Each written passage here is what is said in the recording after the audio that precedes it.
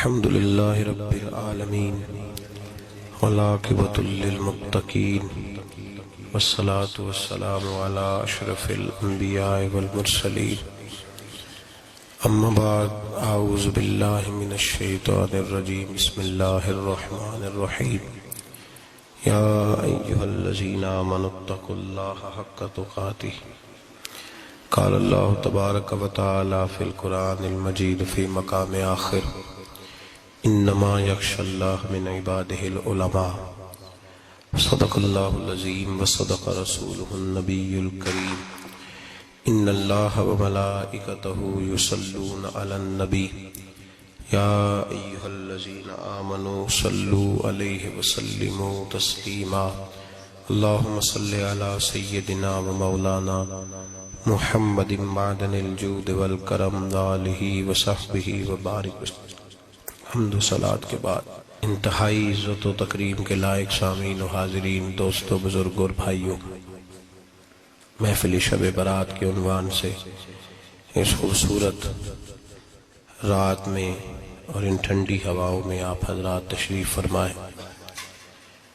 نبی پاک صلی اللہ علیہ وسلم نے ارشاد فرمایا، جب شعبان کی 15ویں رات آئے تو رات کو بیدار رہا کرو اور صبح کو روزہ رکھا کرو۔ تو جب حضور نے کہہ دیا بیدار رہو تو پھر کسی کو سونا نہیں چاہیے، بیدار رہنا چاہیے۔ اور بیداری کا مطلب یہ نہیں کہ وہ آدمی بس جاگتا رہے، اس کا مطلب یہ ہے کہ وہ اللہ اللہ کرے، درود پاک پڑھے، عبادت کرے، تلاوت کرے، ذکر فکر میں رہے۔ کچھ باتیں اس مقصد کے لیے کہ اس رات اللہ پاک نے اپنی رحمت کے دروازے کھولے ہیں، تو کچھ ایسی بات کی جائے جس سے دل نرم ہو جائے۔ دوستو، قرآن مجید کی 2 آیات میں نے پڑھی ہیں۔ اللہ کریم نے فرمایا، یا ایھا الذین آمنوا اتقوا اللہ حق تقاتہ، اے ایمان والو اللہ سے ڈرو اور اتنا ڈرو جتنا ڈرنے کا حق ہے۔ ڈرو اللہ پاک سے، اور جس طرح تم کسی سے ڈرتے ہو، ڈرنے کا حق ہوتا ہے، وہ حق ادا کرنے کی کوشش کرو۔ ہم میں سے بہت سارے لوگ ڈرتے ہیں کچھ لوگوں سے، اور جب وہ ڈر رہے ہوتے ہیں تو انہیں احساس ہوتا ہے۔ اللہ پاک نے ہمارا وہ احساس خود بیان کر دیا ہے۔ فرمایا، جب تم کسی سے ڈرتے ہو تو تمہیں اس کا احساس ہوتا ہے کہ تم کتنا ڈرتے ہو، تو پھر تم کوشش کرتے ہو کہ تم وہ کام نہ کرو جس سے وہ بگڑ جائے گا، ناراض ہو جائے گا۔ جو لوگ قانون سے ڈرتے ہیں وہ اشارہ نہیں توڑتے، کچھ بھی ہو جائے اشارہ نہیں توڑتے۔ انہیں پتہ ہے کہ یہاں اشارہ توڑیں گے تو الجھ جائیں گے، اور جہاں انہیں فکر نہ ہو کہ کوئی پوچھنے والا نہیں، وہاں ہم نے دیکھا ہے کہ لوگ اشارہ توڑ دیتے ہیں۔ اللہ تبارک و تعالیٰ نے موقع دیا، میں حرمین شریفین حاضر ہوا تو وہاں ایک روڈ دائری روڈ کہلاتا ہے۔ اس روڈ سے پیدل چلنے والے نہیں گزر سکتے۔ وہ کہتے ہیں جی اس روڈ سے پیدل والا نہ گزرے، ان کے لیے علیحدہ جگہ ہے۔ قانون یہ ہے کہ اگر کوئی پیدل آدمی وہاں سے گزرے اور اس کا ایکسیڈنٹ ہو جائے تو وہ حکومت یہ کہتی ہے کہ یہ کیوں یہاں سے گزرا تھا، لہٰذا کوئی مقدمہ نہیں ہو سکتا۔ وہاں ہم نے دیکھا ہے کہ لوگ اس سڑک پہ پیر بھی نہیں رکھتے، کہتے ہیں مر گئے تو بنے گا کچھ نہیں۔ یہاں بھی بہت سارے ایسے معاملات ہوتے ہیں کہ جہاں انسان محسوس کرتا ہے کہ یہ بڑا میرے لیے نقصان ہو جائے گا، تو وہ ڈرتا ہے۔ ایک چھوٹی سی بات ہے کہ رات کو کوئی آدمی اپنا دروازہ کھلا رکھ کے نہیں سوتا، حالانکہ کوئی عرض نہیں، کبھی کھلا رہ بھی جاتا ہے، اور اگر کبھی رہ جائے تو جس کی ذمہ داری بند کرنے کی ہو اس کے ساتھ پھر جو رویہ ہوتا ہے گھر والوں کا، یہ خوف ہے ہمارا اندر کا، تو بڑی شدت کے ساتھ ہم اس شخص کو سخت سست کہتے ہیں، ڈانٹتے ہیں، کہتے ہیں تو نے خیال ہی نہیں کیا، جمع پونجی لٹ جاتی تو یہ خوف ہے، یہ ہمارا اندر کا یہ خوف ہے۔ آپ بازار میں جائیں تو درجنوں لوگوں نے گن مین بٹھائے ہوئے ہیں، ان کا دل نہیں کرتا کہ اضافی تنخواہ دی جائے، کیا مطلب ہے ایک آدمی کو اضافی پیسے دینے کا، لیکن وہاں آدمی بٹھایا جاتا ہے اس کو تنخواہ دی جاتی ہے، اس کی روٹی کا بندوبست کیا جاتا ہے، اس کے سارے ضروریات زندگی کا خیال رکھا جاتا ہے، اور پس منظر یہ ہوتا ہے کہ ڈر لگتا ہے اگر یہ شخص نہ ہوا تو ہماری چوری ہو جائے گی۔ اللہ فرماتے ہیں کہ تو جہاں سے ڈرتا ہے تجھے پتا ہے، تو اس طرح کر کہ مجھ سے بھی اتنا ڈر جتنا ڈرنے کا حق ہے۔ یہ جھوٹ موٹ کا ڈراوا نہ پیدا کر کے اوہ اللہ معاف کرے جی، اچھا جناب ڈرتے ہیں آپ اللہ تعالیٰ سے، آپ نے تو کانوں کو ہاتھ لگائے، تو پھر آپ کیا کر رہے ہیں؟ اللہ معاف کرے جی میں تو بات نہیں کرتا، بس 2-4 آدمیوں کی پگڑی اچھالوں گا، اس سے زیادہ نہیں۔ ڈر لگتا ہے جی بات کرتے ہو، 15-20 آدمی بس میرے قابو آئیں گے۔ یہ کس قسم کا ڈر ہے؟ ڈرنے کا حکم دیا، اور میرے رسول کریم سید عالم صلی اللہ تعالی علیہ وآلہ وسلم نے ارشاد فرمایا کہ تو رب کریم سے دنیا میں ڈر جا جس طرح ڈرنے کا حق ہے۔ جب قیامت کا دن آئے گا تو اللہ تجھے ڈرائے گا نہیں بلکہ اپنی رحمت کی چھاؤں میں جنت میں داخل کر دے گا۔ یہاں ڈر، ایک جگہ تو اللہ نے فرمایا ڈرو، اور کچھ جگہوں پہ فرمایا کہ جو میرے علم والے بندے ہیں نا، جن کو میں نے علم دیا ہے، عالم ہیں، ان کے بارے میں فرمایا کہ ان کے دلوں میں میری خشیت ہے۔ انما یخشی اللہ من عبادہ العلماء، اللہ کے بندوں میں سے جو علم والے ہیں وہ اللہ کی خشیت رکھتے ہیں۔ قرآن نے ایک جگہ کہا ڈرو، خوف کا لفظ بھی استعمال کیا، وَلِمَنْ خَافَ مَقَامَ رَبِّهِ جَنَّتَانِ، خوف بھی ہے اور خشیت بھی ہے۔ ان دونوں کا معنی ایک ہی ہے، ڈرنا، خوف کا معنی بھی اور خشیت کا معنی بھی، ڈرنا۔ جب آپ علماء لغت کو پڑھیں گے، عربی ادب کو جاننے والے لوگوں کا مطالعہ کریں گے تو انہوں نے یہی لکھا ہے کہ ان دونوں کا معنی ڈرنا ہے۔ میری طرف دیکھیے، توجہ کریں، کچھ سمجھانے لگا ہوں، اس نقطے کو ضرور سمجھیے گا۔ خشیت کا معنی بھی ڈرنا ہے، خوف کا معنی بھی، لیکن جب صوفیاء کے پاس جائیں نا، صوفیاء جو قرآن و سنت کی روح کی تفسیر کرنے والے ہیں، تو وہ کہتے ہیں نہیں، خشیت اور خوف میں فرق ہے، خوف اور ہوتا ہے، خشیت صوفیاء اس کی تفسیر اور کرتے ہیں۔ وہ کہتے ہیں خوف بھی ہوتا ہے اور خشیت بھی ہوتی ہے، الگ الگ چیزیں ہیں، ایک نہیں۔ بڑی خوبصورت بات ہے، اگر آپ سمجھ گئے تو آپ کو فائدہ دے گی۔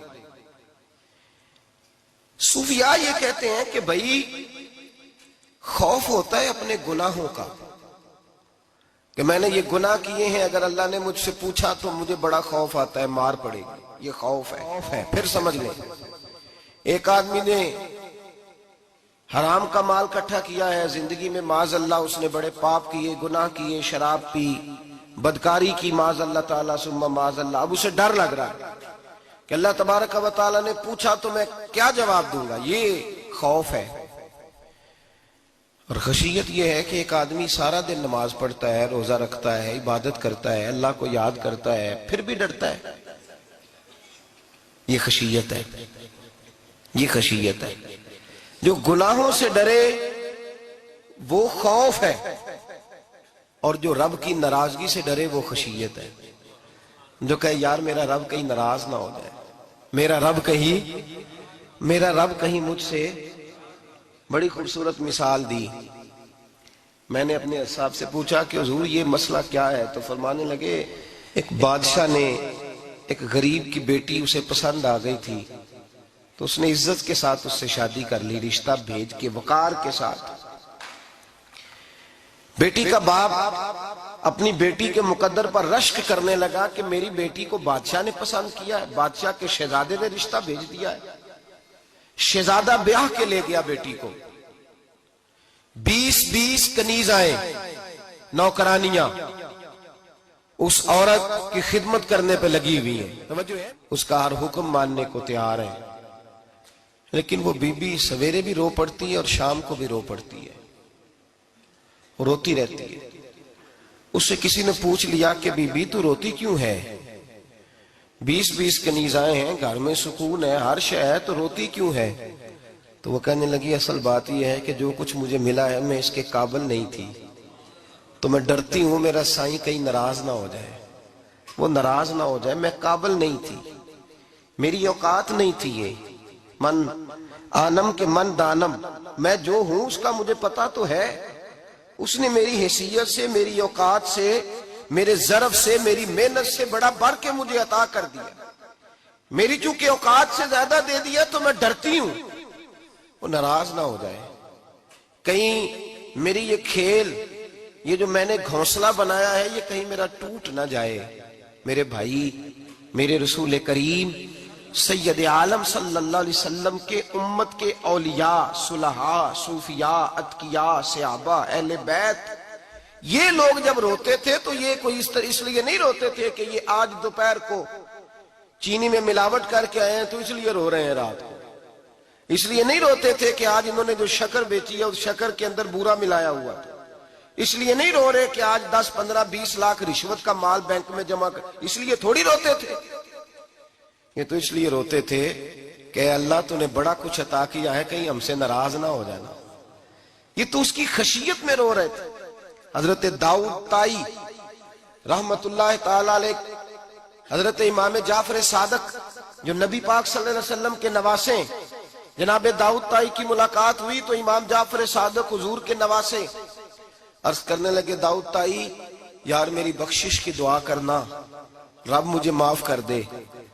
تو حضرت داؤد طائی رحمت اللہ علیہ فرمان لگے، امام صاحب آپ حضور کے نواسے ہیں، میں نے دعا کرنی ہے کہ آپ نے میرے لیے کرنی ہے؟ تو حضرت امام جعفر صادق رو پڑے، کہنے لگے یار تو نہیں کرنی ہے، اور اسی لیے تو تجھ سے دعا کرا رہا ہوں کہ کہیں ایسا نہ ہو نانا مصطفیٰ کی بارگاہ میں جاؤں تو وہ مجھے کہیں کہ میں کس طرح کا تھا تو کس طرح کا بن کے آیا ہے، یہی تو دعا کرانی ہے کہ میرے لیے دعا کر۔ جو جتنا بڑا ہوتا تھا نا اتنی زیادہ خشیت ہوتی، اور گناہگار کے تو اللہ تبارک و تعالیٰ بعضوں کا سزا دیتا ہے، آنسو سلب ہو جاتے، اس کو تو اپنے گناہوں پہ رونا ہی نہیں آتا، وہ تو روتا ہے بچہ نہ ہو تب روتا ہے، وہ تو روتا ہے پیسے نہ ہو تب روتا ہے، وہ تو اس وقت روتا ہے جب اس کا مال چلا جائے، اس کو تو بعضوں کا، گناہگار کو تو بعضوں کا سزا ملتی، اللہ فرماتے تو دنیا کے لیے روئے گا، میرے لیے نہیں رو سکتا۔ اور جو رب کریم کے بندے ہوتے ہیں انہیں اللہ کہتا ہے تو دنیا سے بے نیاز ہے، تیری آنکھ سے آنسو جب بھی ٹپکے یا میرے لیے ٹپکنا چاہیے یا محمد مصطفیٰ کے لیے ٹپکنا چاہیے۔ آپ اگر اس بات کو تھوڑا سا غور کے ساتھ سمجھے تو تمام اولیاء صلحات کیا یہ رو رہے ہیں، تڑپ رہے ہیں، کیا اس کی وجہ تھی؟ نمازیں کم رہ گئی تھی، روزوں میں کمی تھی، فرائض ادا نہیں کرتے تھے کہ رویا کرتے تھے؟ کیوں روتے تھے؟ حضرت سیدنا عمر فاروق رضی اللہ تعالیٰ عنہ کے بارے میں صحابہ کہتے ہیں، جناب عمر فاروق جب نماز پڑھاتے اتنا رویا کرتے تھے کہ 7ویں صف تک ان کے رونے کی آواز جایا کرتی، 7ویں صف تک ان کے رونے کی آواز جاتی۔ ہم لوگ بن کے بیٹھ گئے ہیں، ہم لوگ بن کے بیٹھ گئے، ہم یہ سمجھتے نہیں کہ ہماری حیثیت کیا تھی اور رب کریم نے ہمیں نوازا کیا ہے۔ آپ پڑھیے کتابیں، میرے رسول پاک صلی اللہ علیہ وسلم فرماتے ہیں میرا عمر جس گلی سے گزرے شیطان رستہ بدل جاتا ہے۔ نبی پاک فرماتے ہیں میرا عمر جب تک دنیا میں رہے گا دوزخ کو تالا لگا رہے گا۔ اس صاحب عزد الغابہ نے لکھا ہے نبی پاک صلی اللہ علیہ وسلم نے حضرت جبریل امین کو بلایا، فرمایا چل میرے عمر کی شان بیان کر۔ تو حضرت جبریل امین علیہ السلام عرض کرنے لگے یا رسول اللہ صلی اللہ علیہ وسلم 950 سال اگر اللہ مجھے عمر دے، 950 سال رب عمر دے، اور پھر بھی میں عمر فاروق کے فضائل بیان کروں تو میں نہیں کر سکتا، عمر کی شان میں نہیں بیان کر سکتا، 950 سال بھی اگر میری عمر ہو۔ نبی پاک نے فرمایا پھر میرے ابو بکر کے بارے میں، عرض کی یا رسول اللہ ابو بکر کی تو بات اس سے بہت آگے کی ہے نا، وہ نبی پاک کتنی عظمت بیان کر رہے ہیں، کس قدر زیادہ رسول کریم صلی اللہ تعالی علیہ وآلہ وسلم ان کی عظمت بیان کرتے ہیں۔ حضرت عمر کیا کہتے ہیں، وہ لوگوں کو بتاتے پھرتے ہیں کہ تم نے دیکھا ہے نا میری کتنی عظمت ہے، وہ یہ نہیں کہتے، حضور فرماتے ہیں عمر کی بڑی شان، بڑی شان، بڑی شان۔ اور عمر کے پاس جب بھی کوئی جاتا ہے کہتے ہیں عمر آپ کا کیا مقام ہے، تو عمر فرماتے ہیں میں تو اونٹ چرانے والے کا بیٹا ہوں، میں تو اونٹ چرانے والے کا بیٹا ہوں، میں تو اونٹ چرایا کرتا تھا، میں تو 10 اونٹ نہیں سنبھال سکتا۔ حضرت فاروق اعظم رضی اللہ تعالیٰ عنہ سے کو پوچھتے جناب عمر آپ کا کیا حال ہے، تو آپ فرماتے یہ تو میرے مقدر ہے کہ میری بہن نے قرآن سنایا تو میں در رسول تک پہنچ گیا، ورنہ مجھے پوچھنے والا کوئی نہ ہوتا۔